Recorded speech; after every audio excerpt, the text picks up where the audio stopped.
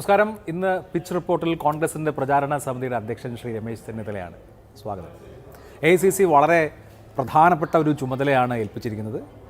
കേരളത്തിലെ UDFൻ്റെ പ്രചാരണത്തിൻ്റെ മുഖ്യ ചുമതല. 9 വർഷം KPCC പ്രസിഡൻ്റായിരുന്നിട്ടുണ്ട്, തെരഞ്ഞെടുപ്പുകൾ നേരിട്ടിട്ടുണ്ട്, പിന്നെ പ്രതിപക്ഷ നേതാവായിട്ട് തെരഞ്ഞെടുപ്പിനെ നേരിട്ടിട്ടുണ്ട്. ഇത്തവണത്തെ സവിശേഷമായ ദൗത്യം എന്താണ്? ഇത്തവണ ജയിക്കാൻ വേണ്ടിയിട്ടാണ് ഞങ്ങൾ മത്സരിക്കുന്നത്. എല്ലാ തവണയും ജയിക്കാനാണെങ്കിൽ പോലും ഇത്തവണത്തെ ഒരു പ്രത്യേകതയുണ്ട്. ഇത്തവണ 10 വർഷങ്ങൾക്ക് ശേഷം നടക്കുന്ന ഒരു വലിയ പോരാട്ടമാണ്. ഇപ്പോൾ CPM ജനറൽ സെക്രട്ടറിയോട് ആരാണ് നയിക്കുക എന്ന് ചോദിച്ചപ്പോൾ കേരളത്തിലെ പ്രചരണം നയിക്കുന്നത് പിണറായി വിജയനാണ് എന്നാണ് പറഞ്ഞത്. അതുപോലെ കോൺഗ്രസിൻ്റെ പ്രചരണം നയിക്കുന്നത് രമേശ് ചെന്നിത്തല, അങ്ങനെ പറയാമോ? അങ്ങനെയല്ല, ഞങ്ങൾ ഓരോരുത്തരെ ഓരോ ചുമതലകൾ ഏൽപ്പിച്ചിട്ടുണ്ടല്ലോ. അപ്പോൾ എന്നെ ഏൽപ്പിച്ചേക്കുന്ന ചുമതല പ്രചരണത്തിൻ്റെ കാര്യങ്ങളാണ്. വളരെ കൗതുകകരമായി ഉയരുന്ന ഒരു ചോദ്യം, ആരാണ് മുഖ്യമന്ത്രി സ്ഥാനാർത്ഥി എന്നുള്ളതാണ്. ഇത്തവണ UDFന് മുഖ്യമന്ത്രി സ്ഥാനാർത്ഥി ഉണ്ടോ? ഞങ്ങളങ്ങനെ കോൺഗ്രസ് ഒരിക്കലും മുഖ്യമന്ത്രി സ്ഥാനാർത്ഥിയെ പ്രൊജക്റ്റ് ചെയ്യാറില്ല. കോൺഗ്രസിനകത്ത് മുഖ്യമന്ത്രി ആകാൻ കഴിവുള്ള ധാരാളം പേരുണ്ട്. അതാണ് കോൺഗ്രസിൻ്റെ പ്രത്യേകത. അപ്പോൾ ഞങ്ങളുടെ നേതാക്കന്മാർ ഡൽഹിയിലേക്ക് ഞങ്ങളെ വിളിച്ചു. ലോക്സഭയിലെ പ്രതിപക്ഷ നേതാവ് ശ്രീ രാഹുൽ ഗാന്ധിയും കോൺഗ്രസ് പ്രസിഡന്റ് മല്ലികാർജ്ജുന ഖാർഗെയും കൂടെ ഞങ്ങൾ പ്രധാന നേതാക്കളെ ഡൽഹിയിലേക്ക് വിളിച്ചു. ആ ഡൽഹിയിൽ വെച്ചൊരു ചർച്ചയുണ്ടായി. ചർച്ചയ്ക്ക് ശേഷം നേതൃത്വം പറഞ്ഞു, നമ്മൾക്ക് ഏറ്റവും പരമപ്രധാനമായ കാര്യം ജയിക്കുക എന്നുള്ളതാണ്. മുഖ്യമന്ത്രി ആരാണെന്നുള്ള കാര്യം ജയത്തിന് ശേഷം ഹൈക്കമാൻഡ് തീരുമാനിക്കും. അപ്പം ഞങ്ങളെല്ലാവരും അത് എഗ്രി ചെയ്തു. ഇപ്പം അതൊരു ചർച്ചാ വിഷയമേ അല്ല ഞങ്ങളുടെ ഇടയിൽ. പക്ഷേ സാധാരണ നിലയ്ക്ക് ഇപ്പോൾ ഒരു അനൗദ്യോഗികമായ ഒരു ധാരണ ഉണ്ടല്ലോ. ഇപ്പോൾ 2001 ഇലക്ഷന് പോകുന്നതിന് മുമ്പ് AK ആൻ്റണി ആയിരിക്കും, ഇപ്പോൾ 2006 ഉമ്മൻചാണ്ടി ആയിരിക്കും, 2011 വീണ്ടും ഉമ്മൻചാണ്ടി, കഴിഞ്ഞ തവണയും അതിന് മുമ്പത്തെ തവണയും രമേശ് ചെന്നിത്തല. ഇത് ഇപ്പോൾ സാധാരണ നിലയ്ക്ക് അങ്ങനെ ഒരു ധാരണ, ഞാൻ പറയുന്നത് പാർട്ടിക്കകത്ത് ധാരണ ഉണ്ടെന്നുള്ളതല്ല, പൊതുസമൂഹത്തിന് UDFൻ്റെ ഫേസ് ഇദ്ദേഹമായിരിക്കുമെന്നുള്ള ഒരു പ്രതീതി ഉണ്ടല്ലോ. ഇത്തവണ അങ്ങനെ ഇല്ല എന്നുണ്ടോ? അല്ല, അങ്ങനെയല്ല. ഇത്തവണ ഞങ്ങൾ അതിന് ഒരു പ്രാധാന്യം ഉണ്ട്, പ്രാധാന്യം തീർച്ചയായിട്ടും ഉണ്ട്. പക്ഷേ അതിനൊരു ഒരു ഫോക്കസ് കൊടുക്കാതെ തന്നെ ഞങ്ങൾ ഗവൺമെൻറ്റിനെതിരായിട്ടുള്ള പ്രവർത്തനങ്ങൾ, ഗവൺമെൻറ്റിൻ്റെ തെറ്റായ ജനവിരുദ്ധ നയങ്ങൾ തുറന്നു കാട്ടാനും പോസിറ്റീവായി കേരളത്തിന് വേണ്ടി ഞങ്ങൾ എന്ത് ചെയ്യും എന്നത് പ്രൊജക്റ്റ് ചെയ്തുകൊണ്ടുള്ള ഒരു ക്യാമ്പയിനാണ് നമ്മൾ ഉദ്ദേശിക്കുന്നത്. അല്ലാണ്ട് വ്യക്തിയെ പ്രൊജക്റ്റ് ചെയ്യുക എന്നുള്ള ലക്ഷ്യം ഞങ്ങൾക്ക് ഈ തെരഞ്ഞെടുപ്പിലില്ല. അപ്പുറത്ത് വ്യക്തിയെ പ്രൊജക്റ്റ് ചെയ്തുകൊണ്ടുള്ളൊരു മത്സരമാണ്. പിണറായി വിജയൻ ആയിരിക്കും, അതിൽ മാറ്റമൊന്നുമില്ല. വ്യക്തി മാത്രമേ ഉള്ളൂ, വേറെ ഒരു വ്യക്തി വേണ്ടേ? ഇപ്പോഴത്തെ വ്യക്തികളാണുള്ളത്. അതാണ് ഞങ്ങളുടെ പ്രത്യേകത. കോൺഗ്രസിനകത്ത് ഒരുപോലെ കഴിവുള്ള നിരവധി നേതാക്കന്മാർ നിരന്നു നിന്നുകൊണ്ടുള്ള പ്രചരണത്തിനായിരിക്കും. കളക്റ്റീവ് ലീഡർഷിപ്പാണ് കോൺഗ്രസ് പൊതുവെ, അങ്ങനെയാണ് UDF ആണ്. പക്ഷേ ഇപ്പോൾ അപ്പോൾ ഇടതുപക്ഷത്തിന് ഒരാൾ മാത്രമേ ഉള്ളൂ. അതാണ് അവരിൽ ഞങ്ങൾ കാണുന്നൊരു കാര്യം. ഇപ്പോൾ കഴിഞ്ഞ തവണത്തെ തെരഞ്ഞെടുപ്പ് സാധാരണ നിലയിൽ കേരളത്തിൽ ഓരോ 5 വർഷവും ഭരണം മാറും. കാരണം കേരളത്തിലെ ജനങ്ങളുടെ ഒരു മൂഡ് ഞാൻ മനസ്സിലാക്കിയിടത്തോളം ആൻറ്റി ഇൻകംബൻസിയുടെ വളരെ വളരെ ശക്തമായി ആര് ഭരിച്ചാലും ഉണ്ടാവാറുണ്ട്. പക്ഷേ കഴിഞ്ഞ തവണ കോവിഡിൻ്റെ അനിതര സാധാരണമായ ഒരു സംഭവം ഉണ്ടായി, മുമ്പില്ലാത്തൊരു അവസ്ഥയാണ്. അപ്പോൾ അങ്ങനെ വന്നപ്പോൾ കഴിഞ്ഞ തവണ ഭരണ തുടർച്ച ഉണ്ടായി. ശരിക്കും ഒരു നോർമൽ സിറ്റുവേഷൻ ആയിരുന്നെങ്കിൽ ശ്രീ രമേശ് ചെന്നിത്തല കേരളത്തിൻ്റെ മുഖ്യമന്ത്രി ആയനെ. ഒരു പ്രത്യേക സാഹചര്യത്തിൽ അത് മിസ്സായതാണ്. അപ്പോൾ അതിൻ്റെ അങ്ങനെ ഒരു വിഷമമുണ്ടോ? ഒരിക്കലുമില്ല. കാരണം നമ്മളത് ചെയ്യാവുന്നതെല്ലാം ചെയ്തു. കോവിഡായിട്ട് പോലും എന്നോട് പറഞ്ഞ് വെളിയോട്ട് പോലും ഇറങ്ങിയെന്ന് പറഞ്ഞ കാലഘട്ടമുണ്ട്. അന്ന് ഞാൻ ഏറ്റവും ശക്തമായി പ്രതിപക്ഷ നേതാവെന്ന നിലയിൽ സഭയ്ക്കകത്തും പുറത്തും ഏറ്റവും ശക്തമായി ഞാൻ പ്രവർത്തിച്ചിട്ടുണ്ടെന്നുള്ള ഒരാത്മവിശ്വാസമാണ് എനിക്കുള്ളത്. അല്ല, അതുകൊണ്ട് പിന്നെ കോവിഡിനെ എനിക്കൊന്നും ചെയ്യാൻ പറ്റാത്ത കാലമായിരുന്നു. മാത്രവുമല്ല, കോവിഡ് കാലത്ത് ജനങ്ങൾ ഗവൺമെൻറ്റിനെ ഒരു സേവിയറായിട്ടാണ് കണ്ടത്, രക്ഷകനായിട്ടാണ് കാണുന്നത്. അപ്പോൾ അതിനകത്ത് നമുക്കൊന്നും ചെയ്യാൻ പറ്റുന്നില്ല. നമുക്കൊരു ലെവൽ പ്ലേയിങ് ഗ്രൗണ്ട് പോലും കിട്ടിയില്ല. തുടർഭരണം എന്നുള്ളത് സംഭവിച്ചു കഴിഞ്ഞ ഒരു കാര്യമാണ്. പക്ഷേ സാധാരണ നിലയിൽ നമ്മളിപ്പോൾ കോൺഗ്രസിലെ ഒരു ഇക്വേഷനും കോൺഗ്രസ്സുകാരുടെ ഒരു പ്രതീക്ഷയൊക്കെ വെച്ച് നോക്കിക്കഴിഞ്ഞാൽ ഉമ്മൻചാണ്ടിക്ക് ശേഷം സ്വാഭാവികമായ ടേൺ ശ്രീ രമേശ് ചെന്നിത്തലയുടേതായിരുന്നു, അല്ലേ? അങ്ങനെയാണല്ലോ. അതെല്ലാം പാർട്ടി തീരുമാനം. അന്ന് അങ്ങനെ ആയിരുന്നു. പക്ഷേ ഒരു അൺഫോർച്ചുനേറ്റ് ആയിട്ടുള്ളൊരു മിസ് സംഭവിച്ചു. പിന്നീട് ഈ സ്കൂൾ കുട്ടികളോടോ മറ്റൊക്കെ ഒരിക്കൽ സംസാരിക്കുമ്പം ഞാൻ വളരെ കൗതുകത്തോടെ ശ്രദ്ധിച്ചിട്ടുണ്ട്. എനിക്ക് മുഖ്യമന്ത്രി ആകാൻ ആഗ്രഹമുണ്ടായിരുന്നു, പക്ഷേ ഇങ്ങനെയാണ് സംഭവിച്ചത്. അതങ്ങനെയല്ല. ഞാനൊരു അവർക്കൊരു ക്ലാസ് എടുക്കുന്ന പോലെയായിരുന്നു. ഞാൻ കോൺഫിഡൻസ് ബിൽഡ് ചെയ്യാൻ വേണ്ടി എങ്ങനെയായിരിക്കണം, നിങ്ങൾക്കൊരു ലക്ഷ്യം ഉണ്ടാകണം എന്നൊക്കെ പറഞ്ഞ് വന്ന കൂട്ടത്തിൽ ഞാൻ പറഞ്ഞതാണ്. അതൊന്നും ജീവിത ലക്ഷ്യമായിട്ട് കാണുന്ന ഒരാളൊന്നുമല്ല ഞാൻ. നമ്മൾ രാഷ്ട്രീയ രംഗത്ത് പ്രവർത്തിക്കുമ്പോൾ നമുക്ക് സ്ഥാനങ്ങൾ കിട്ടും, സ്ഥാനങ്ങൾ കിട്ടാതിരിക്കും. ഞാൻ അവരെ ഒന്ന് മോട്ടിവേറ്റ് ചെയ്യാൻ എൻ്റെ ഒരു മോട്ടിവേഷണൽ സ്പീച്ചായിരുന്നു അത്. അതൊരു ഉദാഹരണമായിട്ട് പറഞ്ഞതാണ്. പക്ഷെ അദ്ദേഹം ആരും എടുത്തു. അതെ അതെ അല്ല അവല്ല അത് ആ വീഡിയോ ഒക്കെ വന്നല്ലോ എനിക്ക് മുഖ്യമന്ത്രി ആവാൻ ആഗ്രഹം ഉണ്ടായിരുന്നു, പക്ഷേ ഇങ്ങനെ സംഭവിച്ചു. ഇപ്പം ഇനി ആഗ്രഹമുണ്ട്.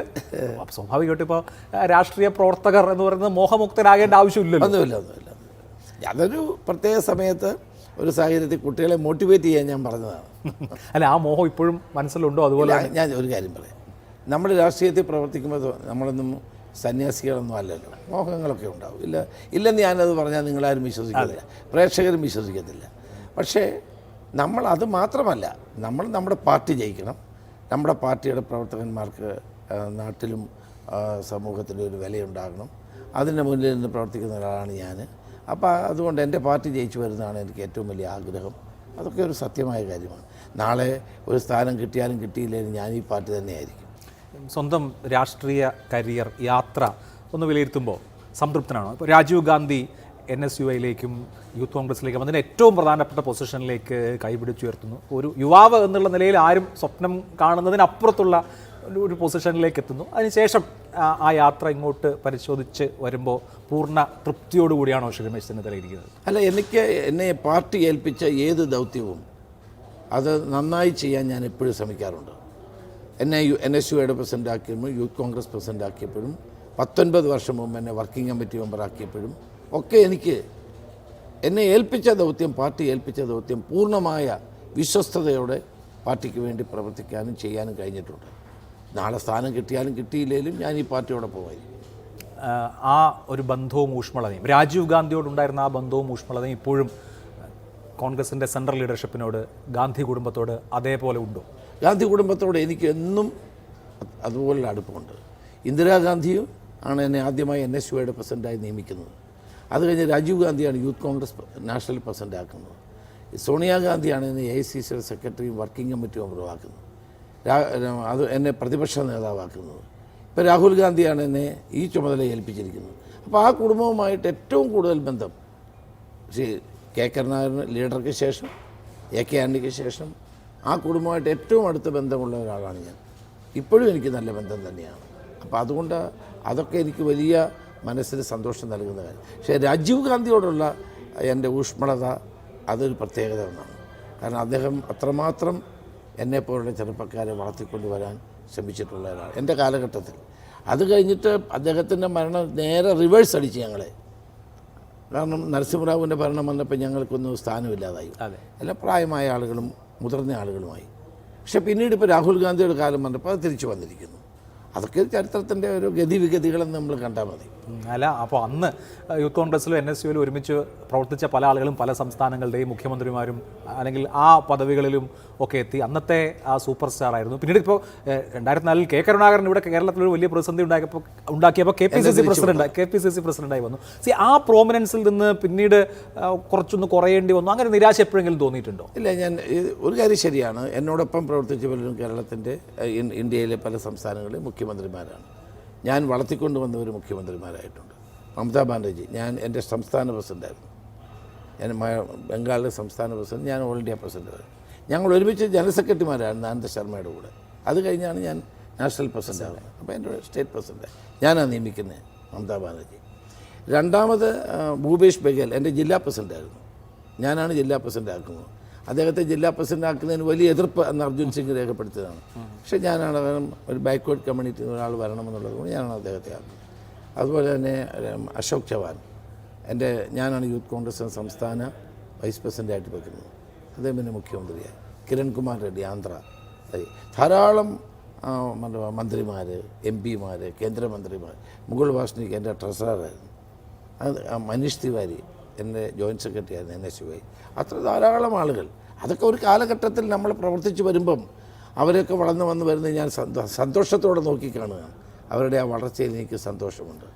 പക്ഷേ നിരാശയൊന്നും എനിക്കുണ്ടായിട്ടില്ല രാഷ്ട്രീയത്തിൽ. അതൊക്കെ ഇങ്ങനെ വരികയും പോവുകയൊക്കെ ചെയ്യും, സ്ഥാനങ്ങൾ വരും പോവുകയൊക്കെ ചെയ്യും. അതിനകത്ത് നമ്മൾ നിരാശപ്പെട്ടിട്ടൊന്നും കാര്യമില്ല.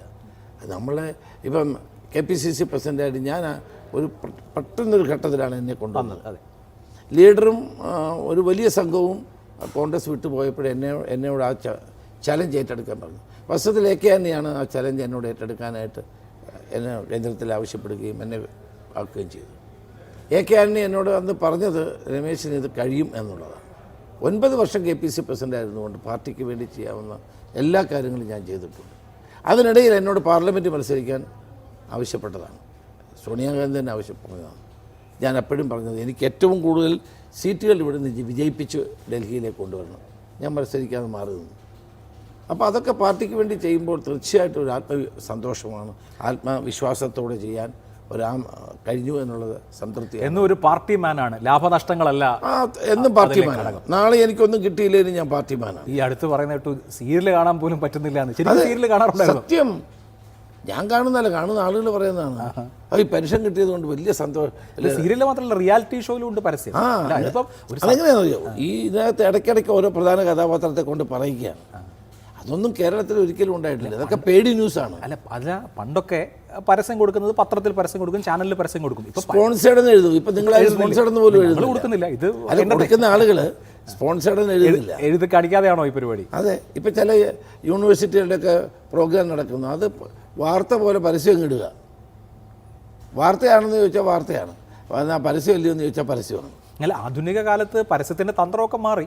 അതെ, അത് ഞാൻ പറഞ്ഞത്.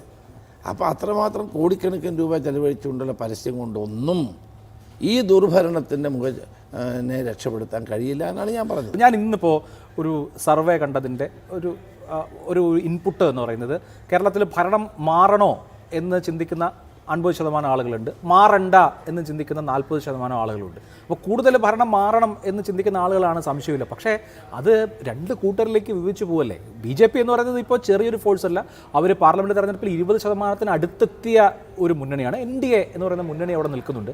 അപ്പോൾ ഈ ഭരണവിരുദ്ധ വികാരം രണ്ട് ചാലിലേക്ക് തിരിഞ്ഞു പോയാലോ? അല്ല, ഭരണവിരുദ്ധ വികാരം ഉണ്ട് എന്നുള്ളത് സത്യമാണ്.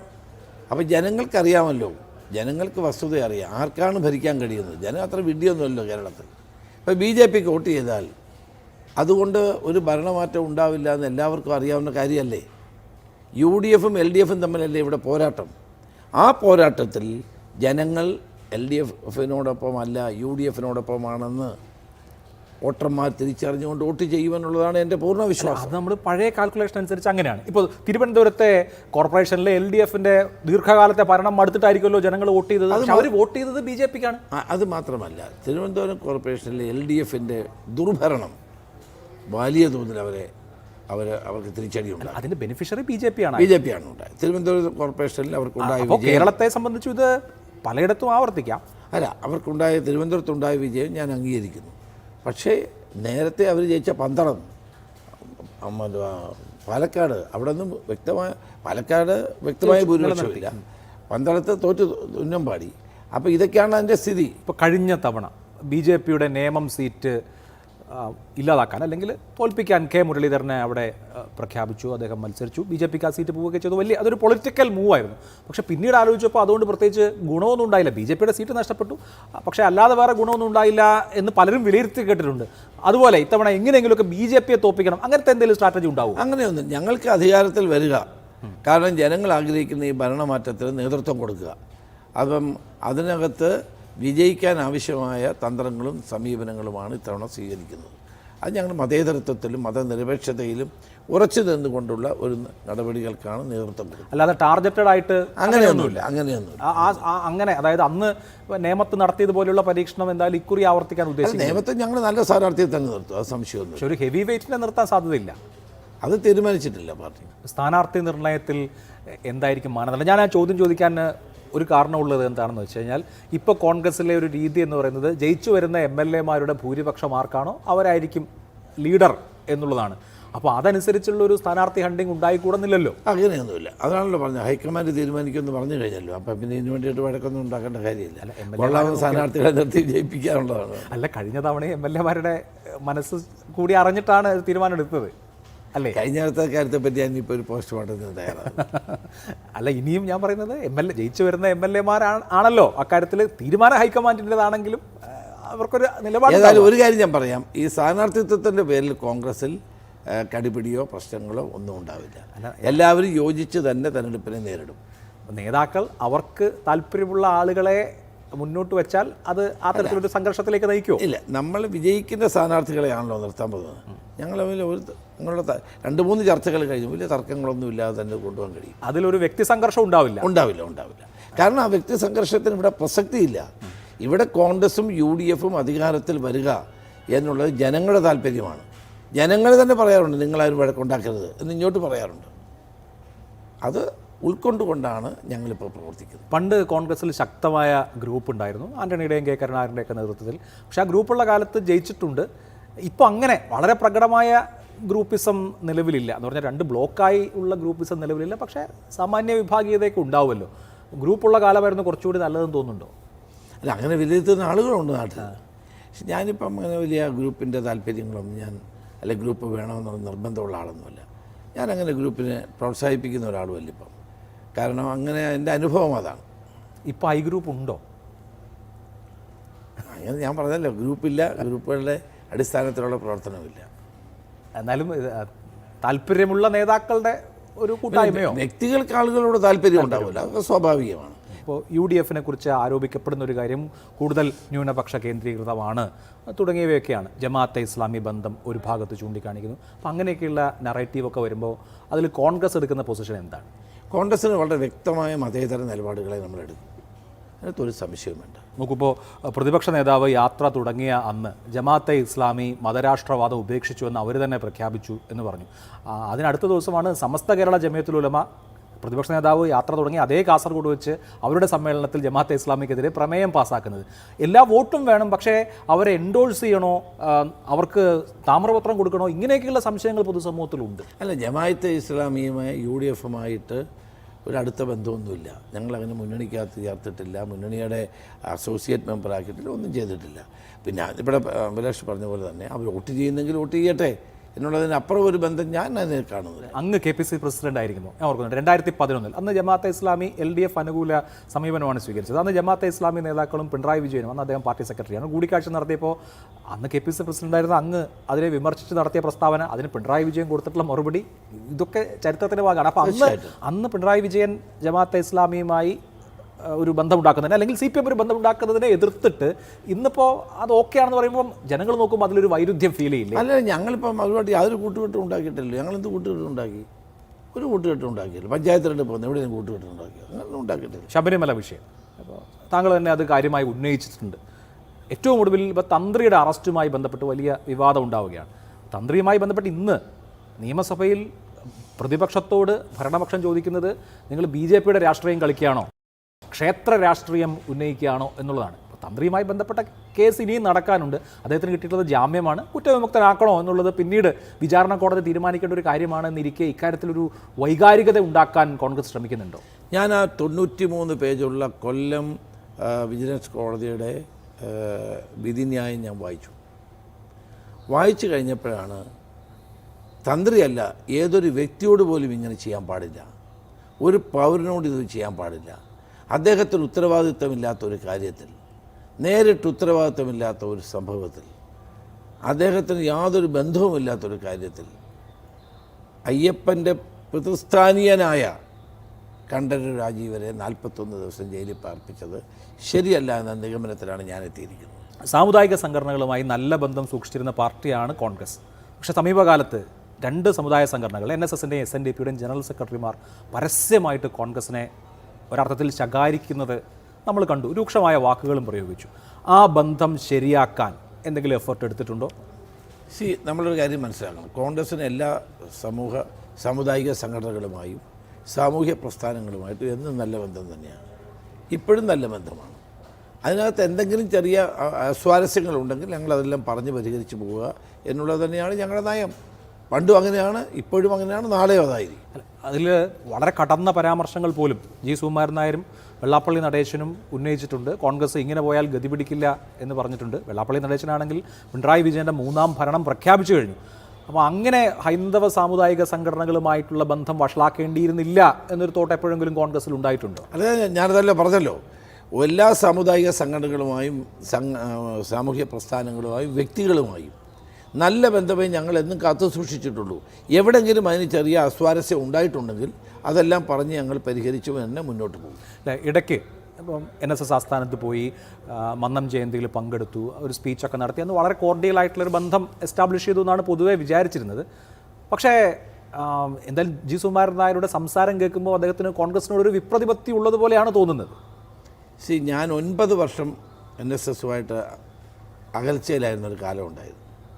പക്ഷെ ഞാൻ എന്തെങ്കിലും പറഞ്ഞാൽ അത് എൻ്റെ പാർട്ടിയെ ബാധിക്കുമെന്നുള്ളത് കൊണ്ട് ഞാനൊന്നും പറയാറില്ല. അത്തരം കാര്യങ്ങളിലൊന്നും ഞാൻ പാർട്ടി എവിടെ നിൽക്കണം, സമുദായ സംഘടനകൾ എവിടെ നിൽക്കണം എന്നുള്ള കാര്യത്തിൽ എനിക്ക് വ്യക്തമായ ധാരണയുള്ള ആളാണ്. ആ 9 വർഷവും ഞാൻ ഒരു തരത്തിലും അവരെ ആരെയും വിമർശിക്കാൻ ഞാൻ പോയിട്ടില്ല.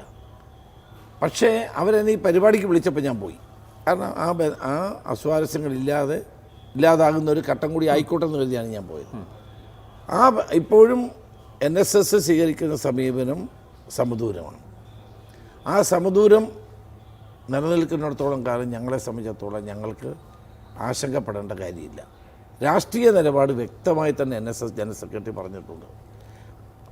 ആഗോള അയ്യപ്പ സംഗമത്തിൽ പോയത് അത് ശബരിമലയുമായി ബന്ധപ്പെട്ടതായതുകൊണ്ടാണെന്ന് അദ്ദേഹം വ്യക്തമാക്കിയിട്ടുണ്ട്.